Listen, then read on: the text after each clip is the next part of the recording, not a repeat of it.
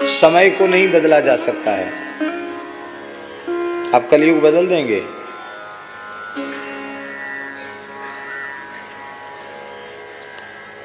परम पूज्य श्री सेवानंद जी महाराज जी कहते थे कि जितने सनातन धर्म में आचार्य प्रकट हुए सबके सब भगवत स्वरूप थे। शंकराचार्य जी तो शंकरो साक्षात शिवावतार श्री शंकराचार्य जी, साक्षात शेषावतार श्री रामानुजाचार्य जी आए। रामानंद स्वयं राम प्रादुर्भूतो महीतले, साक्षात श्री राम जी रामानंदाचार्य के रूप में आए। भगवान के सुदर्शन चक्र श्री निम्बारकाचार्य के रूप में पधारे। भगवान मातरिश्वा वायु वो भगवत स्वरूप ही हैं, वे मध्वाचार्य जी के रूप से पधारे। भगवान श्री हरि विष्णु स्वामी के रूप से पधारे। साक्षात भगवान ही श्री वल्लभाचार्य रूप से पधारे। और नित्य गोलोक बिहारी युगलवर श्यामा श्याम श्री गौर हरि के रूप में पधारे। महर्षि वाल्मीकि तुलसीदास जी के रूप में पधारे।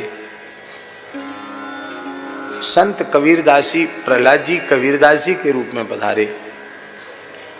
श्री जनक जी महाराज गुरु नानक देव जी के रूप में पधारे। हम कितने नाम आपको गिनावें? ये सब जितने संत भक्त आचार्य महापुरुष प्रकट हुए सबके सब भगवत स्वरूप आचार्य। सबने अपने काल में सनातन धर्म की रक्षा की और जो उनके निकट आया उन्हें ज्ञान का, प्रेम का, भक्ति का प्रकाश मिला, उनका जीवन कृतार्थ हुआ।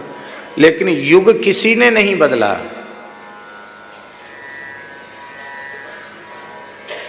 किसी ने युग बदला? युग तो किसी ने नहीं बदला। 4,32,000 वर्ष की कलयुग की आयु है। अभी तो कुछ नहीं हुआ, अभी तो बच्चा है कलयुग। 5,500 साल ही तो हुआ है, अभी तो बच्चा है। 4,32,000 वर्ष की आयु है कलयुग की। तो अपनी आयु पूरी हुए बिना युग तो समाप्त हो नहीं सकता है, कलयुग तो बदल नहीं सकता। पर गुरु, ग्रंथ और संत, इनके चरणाश्रय में हम स्वयं को बदल सकते हैं।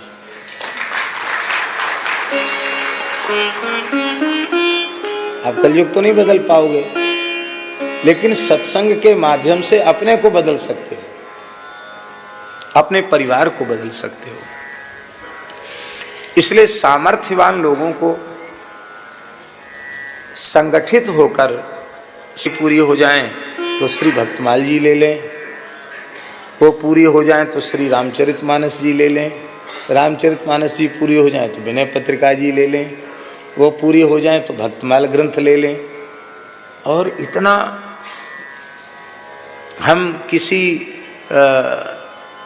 संप्रदाय विशेष के आग्रह की बात नहीं कह रहे हैं, एक सार्वजनिक रूप से एक बात कह रहे हैं। और हम अपनी मान्यता को आप पर थोप भी नहीं रहे हैं, हम केवल अपने हृदय की बात निवेदित कर रहे हैं। श्रद्धेय श्री सेठ जी जयदयाल गोयनका जी ने इतना कुछ लिखा है, गीता प्रेस में प्रकाशित है, वो मनुष्य मात्र के कल्याण के लिए बहुत उत्तम है। भाई श्री हनुमान प्रसाद पोद्दार जी के लेख उन्होंने इतना सुंदर सुंदर लिखा है, वो प्रत्येक व्यक्ति के कल्याण के लिए पर्याप्त है। श्रद्धेय स्वामी रामसुखदास जी महाराज ने साधक संजीवनी तो लिखी ही, उनके अन्य प्रवचन, अन्य पुस्तिकाएं भी मनुष्य मात्र के कल्याण के लिए, किसी वर्ग जाति संप्रदाय का भेद उसमें नहीं है, सीधे सबको भगवान से जोड़ने वाली। तो गीता प्रेस का जो अत्यंत पवित्र साहित्य है, उन महापुरुषों ने उसका लेखन किया जिनके हृदय में केवल और केवल एक भावना थी, संसार के सभी जीवों का कल्याण होना चाहिए, सब भगवान से जुड़ जाएं, सब भगवान के हो जाएं, सबका आत्यंतिक दुख दूर हो जाए। ऐसा पवित्र संकल्प लेकर उन महापुरुषों ने लिखा है। तो हम कोई गीता प्रेस की पुस्तक बिचवाने के लिए किसी के द्वारा प्रेरित होकर ये बात नहीं कह रहे हैं, आपके कल्याण के लिए कह रहे हैं कि गीता प्रेस का अत्यंत पवित्र साहित्य जो बहुत कम मूल्य पर आज भी उपलब्ध हो रहा है, ऐसा सत साहित्य प्रत्येक व्यक्ति के घर में एक निधि के रूप में सुरक्षित होना चाहिए। हमारे पूज्य स्वामी सेवानंद जी महाराज जब भी कृपा करके पधारते हैं, वो हमको कोई न कोई स्वामी जी का ग्रंथ देते हैं। परम श्रद्धे प्रातः स्मरणीय अनंत श्री संपन्न स्वामी श्री अखंडानंद सरस्वती जी महाराज, उनके मंगल में प्रवचन ही संकलित होकर ग्रंथाकार में प्रकाशित हुए।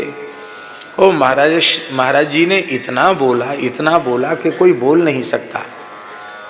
कौन सा विषय प्रस्थान त्रयी में, रामायण में, वाल्मीकि में, महाभारत में, भागवत जी में कौन सा ऐसा विषय सनातन धर्म का है जो बाकी रह गया हो पूज्य स्वामी जी के प्रवचन से। और प्रणाम है उन महानुभावों को जिन्होंने उनके प्रवचन को सुरक्षित करके ग्रंथाकार किया। आज शिवानंद जी ने सुदामा चरित्र और पूज्य स्वामी जी के प्रवचन का गोपी गीत और ये 10वां स्कंध प्रदान किया है, और श्री गीता रस रत्नाकर भी पूज्य स्वामी जी के प्रवचन का एक ग्रंथ गीता जी के ऊपर भी प्रदान किया। हमारे कहने का आशय ये है कि आज भी सत्संग के लिए इतना सत साहित्य उपलब्ध है कि आप जीवन भर पढ़ते रहें तो भी आपको कमी नहीं पड़ेगी। नए नए ग्रंथ आपको पढ़ने के लिए मिलते रहेंगे। इसलिए पवित्र ग्रंथों को, सत साहित्य को अपने घरों में अवश्य प्रतिष्ठित करना चाहिए और नियमित रूप से आधा घंटा कीर्तन और आधा घंटा सत्संग। इस निश्चय के साथ कि घर के प्रत्येक सदस्य को उपस्थित होना अनिवार्य होगा। बहानेबाजी नहीं चलेगी कि हमारी पुस्तक पढ़ने का समय है और हमको बाहर बाजार घूमने का समय नहीं। घर में पंचायत कर लेना यहाँ से जाने के बाद, और एक समय चाहे दिन का चाहे रात का, जब सब घर में लौट के आ जाते हैं, उस 1 घंटे में सबको संकीर्तन में और सबको सत्संग में उपस्थित होना पड़ेगा। कीर्तन सब मिलके करें और सत्संग कोई भी एक पढ़ा लिखा व्यक्ति बाँचने लग जाए, बाकी सब सुनने लग जाएं। ठाकुर जी की आरती पूजा हो और सत्चिंतन सत्संग पूर्वक संकीर्तन पूर्वक जब शयन करेंगे तो उनकी निद्रा भी निद्रा नहीं रह जाएगी, वो निद्रा भी समाधि स्थिति जैसी हो जाएगी। तो दिन भी मंगलमय होगा। सत्संग का निरंतर प्रकाश प्राप्त होता रहे तो हम अंधकार की ओर जाएंगे ही क्यों। ये आवश्यक है।